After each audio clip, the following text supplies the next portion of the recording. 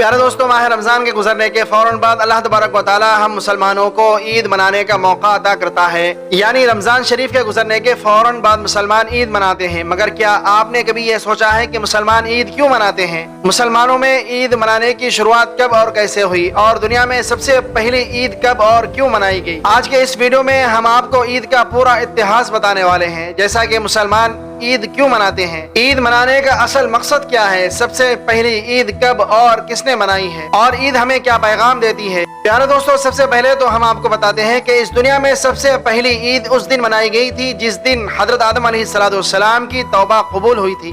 اس دن دنیا میں پہلی بار عید منائی گئی۔ دوسری بار عید اس وقت منائی گئی جس روز حابیل اور قابیل کی جنگ کا خاتمہ ہوا تھا۔ اس کے علاوہ حضرت ابراہیم علیہ السلام کی قوم نے اس دن بھی عید منائی تھی جس روز حضرت ابراہیم علیہ السلام پر نمرود کی آگ ٹھنڈی ہو گئی تھی، جبکہ حضرت یونس علیہ السلام کی امت نے اس دن عید منائی تھی جس روز حضرت یونس علیہ السلام کو مچھلی کی قید سے رہائی ملی تھی۔ اسی طرح سے حضرت موسیٰ علیہ السلام کی قوم نے اس دن عید منائی تھی جس روز حضرت موسیٰ علیہ السلام اللہ تبارک و تعالیٰ کی مدد سے بنی اسرائیل کو فرعون کے ظلم و ستم سے نجات دلائی تھی۔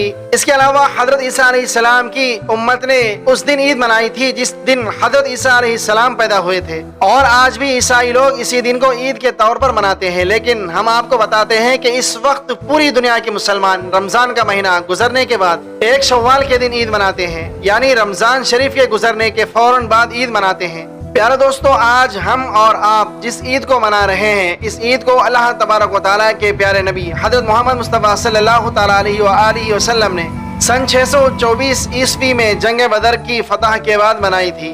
اللہ تبارک و تعالیٰ کے پیارے نبی نے بدر کی جنگ میں دشمنوں کو شکست دی تھی، اسی لیے پھر آپ نے اس خوشی میں سب سے پہلی عید منائی تھی۔ روایتوں میں ہے کہ اللہ کے پیارے نبی کے ہجرت سے پہلے مدینے کے لوگ 2 جشن منایا کرتے تھے، اور اس دوران وہ لوگ سیٹیاں بجاتے اور طرح طرح کے کھیل کھیلا کرتے تھے، اور یہی نہیں، اس موقع پر وہ میلے بھی لگاتے تھے۔ لیکن پھر جب اللہ کے پیارے نبی حضرت محمد مصطفیٰ صلی اللہ تعالیٰ علیہ وآلہ وسلم مدینے میں تشریف لائے تو مدینہ شریف میں صرف اسلام کے مطابق اور صرف اسلامی طور طریقے پر ہی زندگی کا گزر بسر ہونا شروع ہو گیا۔ حضرت انس رضی اللہ تعالیٰ عنہ سے روایت ہے کہ اس سے پہلے مدینے کے لوگ 2 عید منایا کرتے تھے جن میں وہ کھیل تماشا کیا کرتے تھے۔ جب اللہ کے پیارے نبی نے ان سے دریافت کیا، یعنی ان سے پوچھا کہ یہ 2 دن جو تم مناتے ہو ان کی کیا حقیقت ہے، تو انہوں نے کہا کہ یا رسول اللہ صلی اللہ علیہ وآلہ وسلم، ہم زمانے جاہلیت سے ان میلوں کو اسی طرح سے مناتے آ رہے ہیں۔ تو پھر یہ سن کر اللہ کے پیارے نبی حضرت محمد مصطفیٰ صلی اللہ تعالیٰ علیہ وآلہ وسلم نے ارشاد فرمایا کہ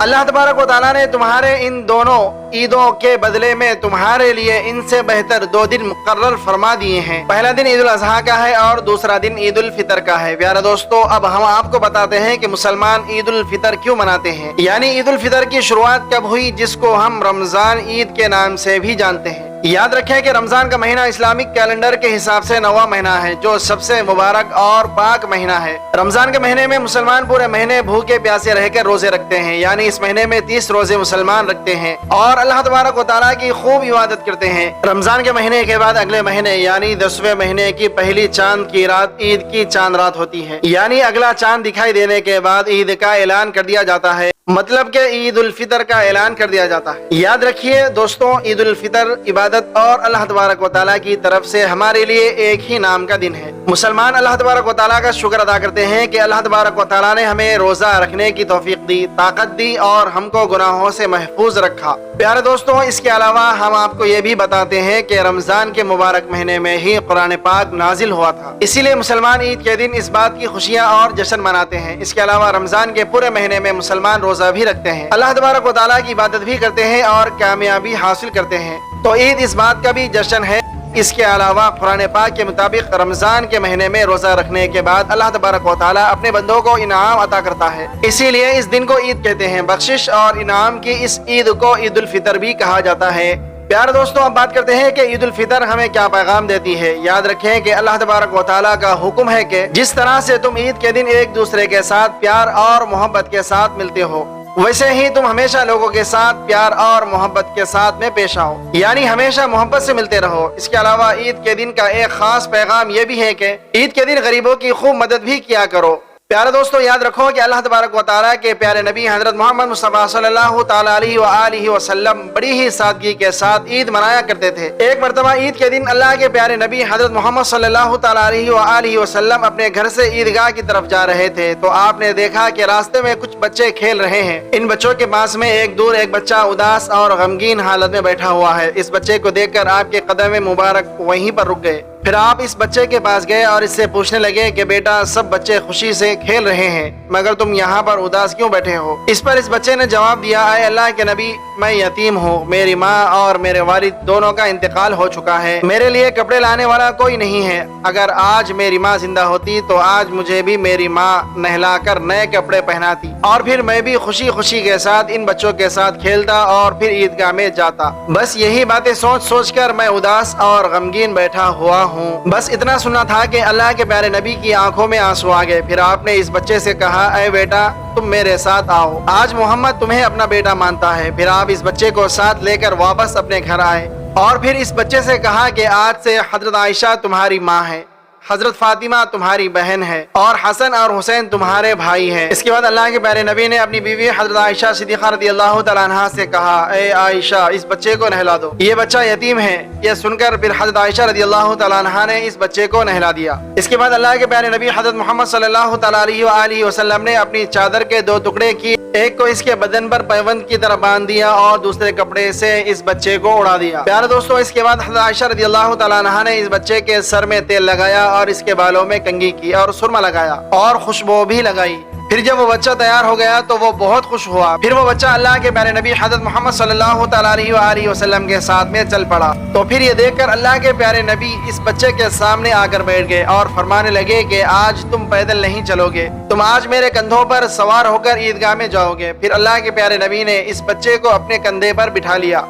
और ईदगाह की तरफ चलने लगे। फिर जब आप इस जगह पर पहुंचे जहां पर सब बच्चे खेल रहे थे तो इन बच्चों ने अल्लाह के प्यारे नबी के कंधों पर इस बच्चे को देखा जिसको वो अपने साथ खिला भी नहीं रहे थे। वो बच्चा तो नहा धोकर अल्लाह के नबी के कंधों पर सवार है। तो ये देखकर वो सब बच्चे हैरान रह गए। फिर इन बच्चों ने अल्लाह के प्यारे नबी हज़रत मोहम्मद सल्लल्लाहु तआला अलैहि वसल्लम को सलाम किया। फिर इस बच्चे ने इन बाकी बच्चों को बताया कि अल्लाह के प्यारे नबी मुझे ईद की नमाज के लिए ईदगाह में ले जा रहे हैं। अब मैं यतीम नहीं रहा, अल्लाह के प्यारे नबी का बेटा बन गया हूँ। ये सुनकर फिर उन बच्चों में से एक बच्चे ने कहा कि काश हम भी यतीम होते तो अल्लाह के प्यारे नबी हमें भी अपने कंधों पर बिठाते और फिर हमें भी ईदगाह तक ले जाते। प्यारे दोस्तों, इसके बाद अल्लाह के प्यारे नबी सल्लल्लाहु तआला अलैहि वसल्लम इस बच्चे को साथ लेकर ईदगाह में पहुंच गए और फिर जब आप मिंबर पर चढ़ने लगे तो वो बच्चा नीचे बैठने लगा। ये देखकर फिर आपने इस बच्चे से कहा कि आज तुम मेरे साथ मिंबर पर बैठोगे। फिर जब आप मिंबर पर बैठे तो इस बच्चे को भी आपने अपने पास में बिठा लिया और फिर आपने मोहब्बत के साथ में इस बच्चे के सर पर हाथ रखा और फरमाया, ऐ लोगों, जो आदमी किसी यतीम के सर पर मोहब्बत के साथ हाथ रखेगा तो इसके हाथ के नीचे जितने भी बाल होंगे अल्लाह तबारक व तआला इसके नामे आमाल में इतनी ही ज्यादा नेकियां लिख देगा।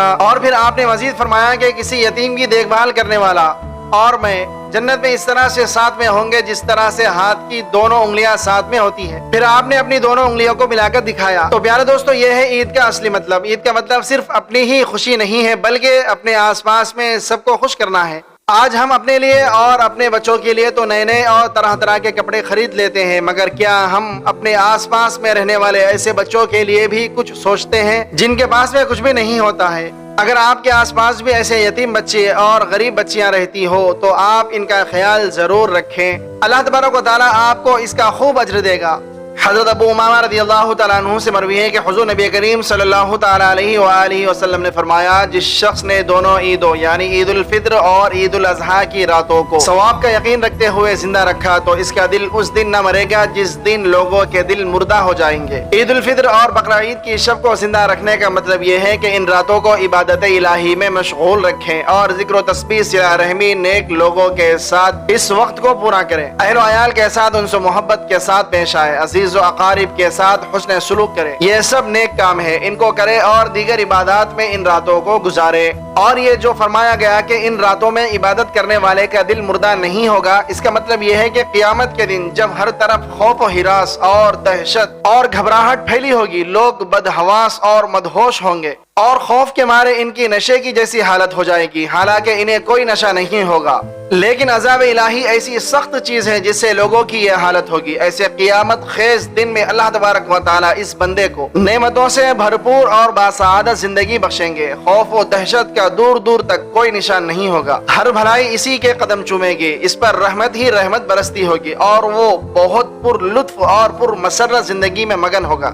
اللہ تبارک و تعالی ہمیں بھی یہ نعمت نصیب فرمائے، آمین۔ اس لیے عید کی شب بڑی مبارک اور باسعادت رات ہے، اس کی قدر کرنی چاہیے، اور اس کی قدردانی یہی ہے کہ اس رات کو کثرت ذکر اللہ اور درود شریف میں اور دیگر عبادت میں لگ کر گزارنی چاہیے۔ ساری رات نہ جاگ سکے تو جتنی رات آسانی سے جاگ کر عبادت کر سکتے ہیں اتنا ہی کرے۔ کم از کم عشاء اور فجر کی نماز تو ضرور ہی تکبیر اولیٰ کے ساتھ با جماعت ادا کرے، اور درمیان میں جتنی دیر ذکر و عبادت کر سکیں وہ کریں اور پھر سو جائیں۔ اتنا کرنے پر بھی امید ہے کہ اللہ تبارک و تعالی محروم نہیں فرمائیں گے۔ حضرت معاذ بن جبل رضی اللہ تعالیٰ عنہ سے مروی ہے کہ نبی کریم صلی اللہ تعالیٰ علیہ وآلہ وسلم نے فرمایا، جس شخص نے ذکر و عبادت کے ذریعے 5 راتیں زندہ رکھی، اس کے لیے جنت واجب ہو گئی۔ وہ 5 راتیں یہ ہے: 8 ذی الحج کی رات، عرفہ کی رات، بقرعید کی رات، عید الفطر کی رات اور 15ویں شعبان المعظم کی رات۔ حدیث میں ان 5 راتوں کی ایک خاص فضیلت یہ بتلائی گئی ہے کہ جو شخص کوشش کر کے ان راتوں میں جا کر اللہ تبارک و تعالیٰ کی عبادت کرے، جن میں شب عید الفطر بھی داخل ہے، اور اللہ تبارک و تعالیٰ کی عبادت و طاعت میں لگا رہے، تو ایسے شخص کی اس محنت کا بدلہ اللہ تبارک و تعالیٰ کے یہاں صرف اور صرف جنت ہے۔ سال بھر کی سینکڑوں راتوں میں سے صرف ان 5 راتوں میں جاگنا اور عبادت میں لگنا کوئی بہت زیادہ کٹھن اور مشکل کام بھی نہیں ہے۔ دنیا کے معمولی نفع اور فائدے کے لیے ہم 20 راتیں جاگ کر گزار دیتے ہیں۔ چنانچہ چوکیداری کرنے والے چند پیسوں کے خاطر ساری رات جاگتے ہیں، کپڑا بننے والی ملوں میں ملازم تمام رات ڈیوٹی ادا کرتے ہیں۔ غور کرنے سے اس طرح کی اور بھی بہت مثالیں مل سکتی ہیں۔ تو کیا آخرت کے ہولناک دن کی ہولناکی سے بچنے، پاکیزہ زندگی حاصل کرنے اور مقام جنت پانے کے لیے ہم نہیں جاگ سکتے اور عبادت نہیں کر سکتے؟ ضرور کر سکتے ہیں۔ تو فوراً کمر بستہ ہو جائے، نفس و شیطان کا مقابلہ کرے اور ان قیمتی راتوں کو ضائع اور برباد نہ کرے۔ ذکر و تسبیح، عبادت و طاعت اور دیگر کارہائے خیر سے جہاں تک ہو سکے ان مبارک راتوں کو زندہ رکھیں۔ اور پھر جب عید الفطر کی رات ہوتی ہے تو اس کا نام آسمانوں پر لیلۃ الجائزہ، انعام کی رات سے لیا جاتا ہے، اور جب عید کی صبح ہوتی ہے تو اللہ تبارک و تعالیٰ فرشتوں کو تمام شہروں میں بھیجتے ہیں۔ وہ زمین پر اتر کر تمام گلیوں اور راستوں کے سروں پر کھڑے ہو جاتے ہیں، اور ایسی آواز سے جس کو جنات اور انسان کے سوا ہر مخلوق سنتی ہے، پکارتے رہتے ہیں کہ اے محمد صلی اللہ تعالیٰ علیہ وآلہ وسلم کی امت، اس رب کریم کی درگاہ کی طرف چلو جو بہت زیادہ عطا کرنے والا ہے اور بڑے بڑے قصور معاف کرنے والا ہے۔ پھر جب لوگ عیدگاہ کی طرف چلتے ہیں تو اللہ تبارک و تعالیٰ فرشتوں سے دریافت فرماتے ہیں کہ کیا بدلہ ہے اس مزدور کا جو اپنا کام پورا کر چکا ہو۔ وہ عرض کرتے ہیں کہ ہمارے معبود اور ہمارے مالک، اس کا بدلہ یہی ہے کہ ان کی مزدوری پوری دے دی جائے۔ تو اللہ تبارک و تعالیٰ ارشاد فرماتے ہیں کہ اے فرشتوں، میں تمہیں گواہ بناتا ہوں کہ میں نے ان کو رمضان کے روزوں اور تراویح کے بدلے میں اپنی رضا اور مغفرت عطا کر دی ہے۔ اور بندوں سے خطاب فرما کر ارشاد ہوتا ہے کہ اے میرے بندو، مجھ سے مانگو، میری عزت کی قسم، میری جلال کی قسم، آج کے دن اپنے اس اجتماع میں مجھ سے اپنی آخرت کے بارے میں جو سوال کرو گے عطا کروں گا، اور دنیا کے بارے میں جو سوال کرو گے اس میں تمہاری مصلحت پر نظر کروں گا۔ میری عزت کی قسم، جب تک تم میرا خیال رکھو گے میں تمہاری لغزشوں پر ستاری کرتا رہوں گا اور ان کو چھپاتا رہوں گا۔ میری عزت کی قسم اور میرے جلال کی قسم، میں تمہیں مجرموں اور کافروں کے سامنے رسوا نہیں کروں گا۔ بس اب بخشے بخشائے اپنے گھروں کو لوٹ جاؤ، تم نے مجھے راضی کر دیا اور میں تم سے راضی ہو گیا۔ بس فرشتے اس اجر و ثواب کو دیکھ کر جو اس امت کو عید الفطر کے دن ملتا ہے خوشیاں مناتے ہیں اور کھل جاتے ہیں۔ ان احادیث سے معلوم ہوا کہ عید الفطر کی شب اور اس کا دن انعامات الہی کی وصولی اور اللہ تبارک و تعالیٰ کی خوشنودی حاصل کرنے کا مبارک دن ہے۔ عید کا دن بے حد مبارک دن ہے، اس کو مغفرت کا دن بھی کہا گیا۔ اس دن اللہ تبارک و تعالیٰ کی طرف سے مغفرت عام ہوتی ہے۔ ایک حدیث میں ہے کہ عید کے دن 3 نعمتیں اللہ تبارک و تعالیٰ کی طرف سے بندگان مومن کو حاصل ہوتی ہے۔ پہلی نعمت مغفرت عامہ، یعنی تمام مومنین کی مغفرت کر دی جاتی ہے۔ دوسری نعمت نظر کرم، یعنی اللہ تبارک و تعالیٰ اپنے مومن بندوں پر ایک نظر کرم ڈالتے ہیں جس سے بندوں کو خیر ہی خیر حاصل ہوتی ہے۔ تیسری نعمت مہمانی، یعنی آج روزہ رکھنا حرام ہے، کھاؤ اور کھلاؤ۔ اور شریعت کی حدود میں رہ کر ہر طرح کی خوشی منانے کی اجازت ہے۔